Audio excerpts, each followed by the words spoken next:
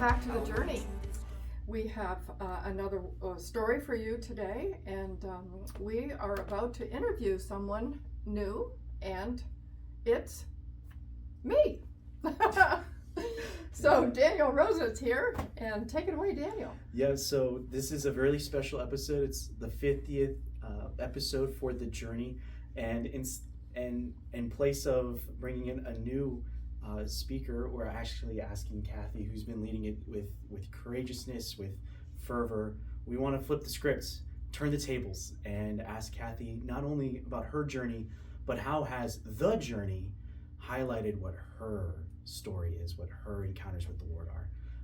If I just kind of want to ask the first question, why are you here? Why are you here at St. Joseph? Why am I here? Well, I love stories.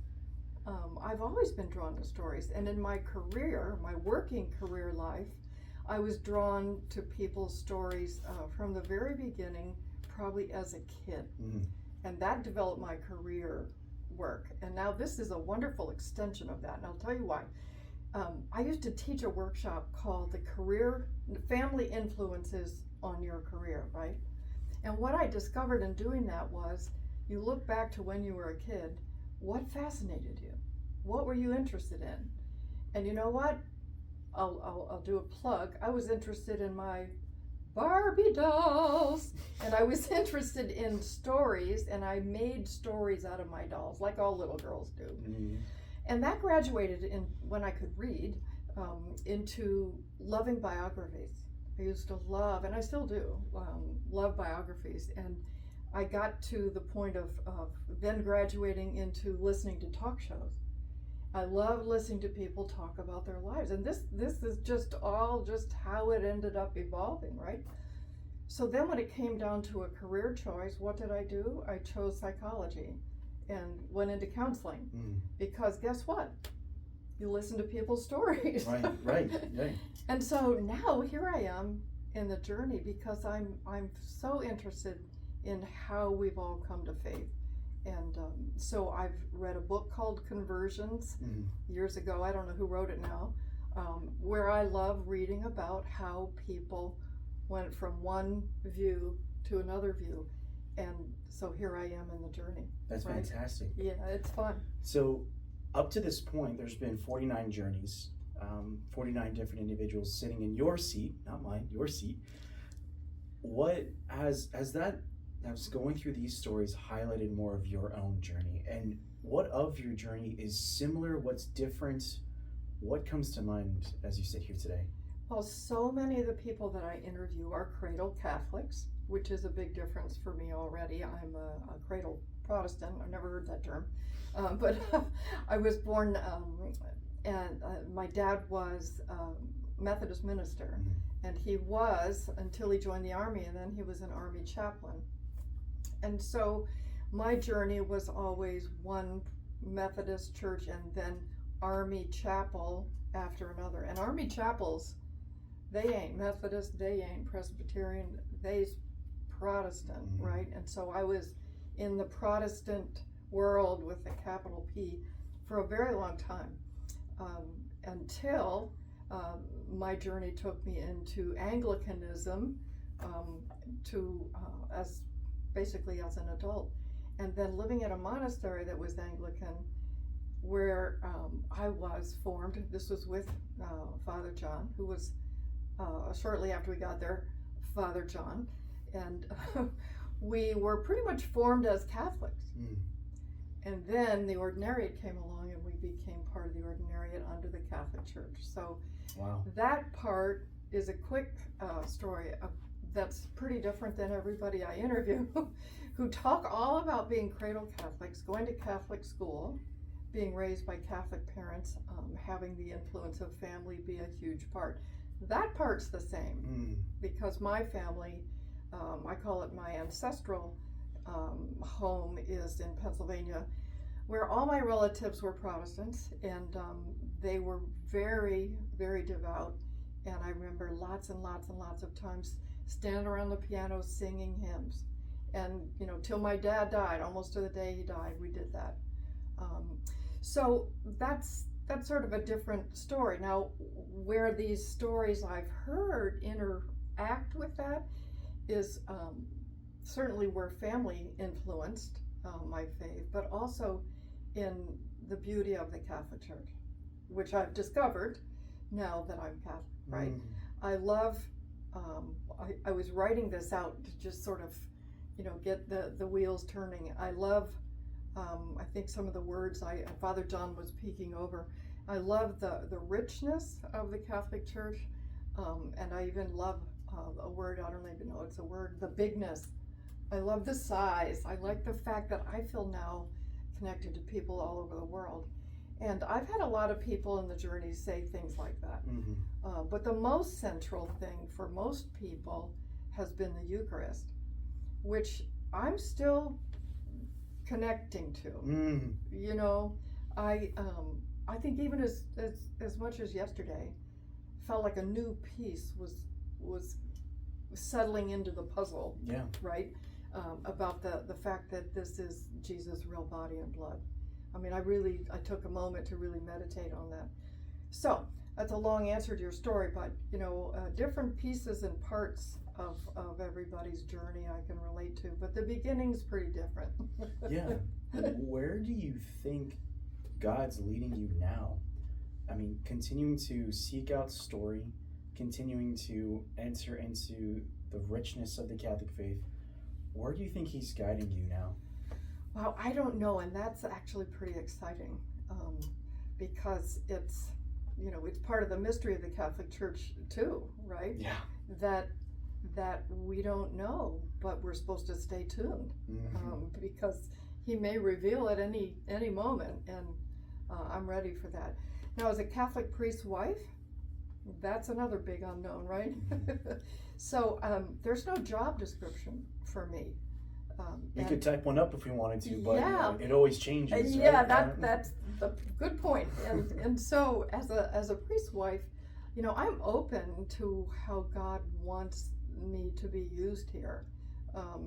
And I've often said that it's a blessing and a curse for me to be a priest's wife. You're not asking me this, but I'll say the blessing is the open road, right? How I might be able to get used in any number of ways. And this, frankly, is one of them, doing the journey based on some of my own skills and blah, blah, blah. The curse side, I guess, is that there's no job description. And I sometimes feel like I stick out like a sore thumb wherever I go, because I wonder if people are saying, oh, there she goes. She's very fun. Yeah. And so I guess that sort of reminds me of what it was like to be an Army officer's daughter, Yeah. or a preacher's kid back then. But I was never the wife. And my mother had a job description. As a Protestant pastor's wife, you got lots expected. I don't think anybody expects a whole lot of me right now. So I don't know if I should say that, because that might change. So we got a couple office things we could use, That's the open-endedness of your vocation, which is almost like a vocation within a vocation. Being cradle Catholic, knowing that the Lord either calls me into priesthood, into religious life, or he allows me to enter into the vocation of marriage, I have a very clear direction. But with your vocation, there is Father John, your husband's vocation. That itself has depths beyond itself. How do you help grasp it? What do you do in order to not only enter into the mystery of it, but how do you not let it overwhelm you? A day at a time. I was thinking about this, and I thought I do have a lot of help from my mother's role, watching her as a support for my dad all those years. And so I feel that way for Father John. I feel that his role as a Catholic priest is no different than any other Catholic priest. So therefore, he's called upon in ways that don't fit a married man. Out many different hours, sudden involvements or requirements, which is the same as a Protestant, but I feel like there might be some more expectations for a Catholic priest than Protestant pastors.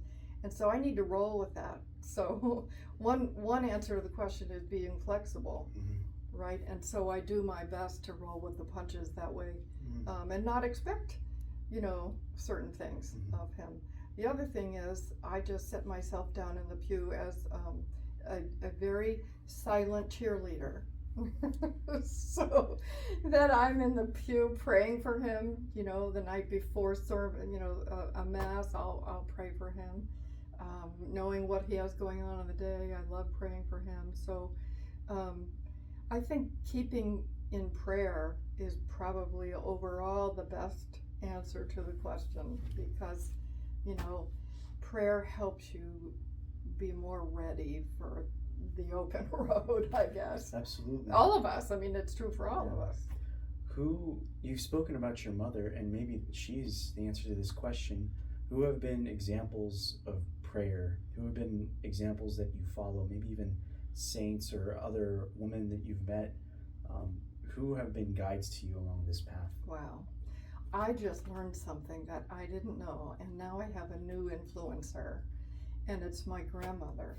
I didn't know this little German stout lady with horrible arthritis in her knees would kneel beside her bed every night and pray for all of her children. I'm getting arthritis in my knees now, so I can relate. But that's a real model. And while I don't kneel, that faithfulness over the years is a huge example.